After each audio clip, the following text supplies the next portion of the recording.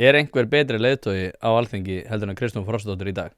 Svona ef við erum alveg hreinskilnir. Já, hún allavega, hún er best. Hún flýgur hæst akkurat núna, það er ekki hægt að neita því.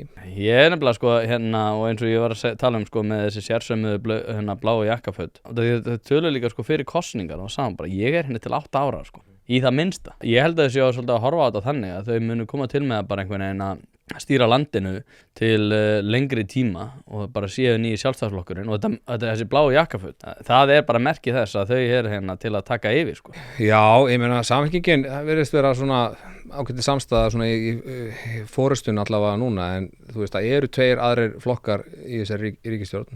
Sérstaklega náttúrulega. Já, ef við tökum bara Viðreisn fyrst sko þá ég held að Viðreisn hafi fengið ansi mikið atkvæðum að láni frá Sjálfstæðisflokknum síðast. Það var einhverju hægri menn sem voru bara með óbræði munni eftir þessa ríkisstjórn sem var að fara frá þá.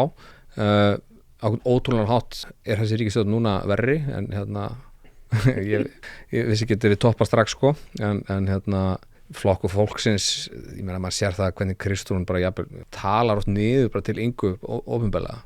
Þessi spurning var til mín, Inga mín. Já, til dæmis það, Inga mín.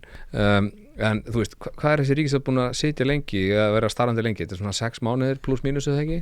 Ekkert búið að gerast. Ég meina, en hvað eru búin að vera margar katastrófur hjá Flokki fólksins? Þetta var eiginlega bara svona vikulega, það var alltaf eitthvað nýtt.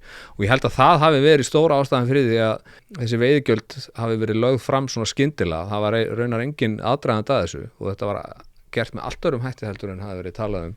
Ég held að þetta hafi bara verið til þess að ná frumkvæði í umræðunni sko og taka flóðlýsinguna af þessari trúðarlest í Flokki fólksins sko.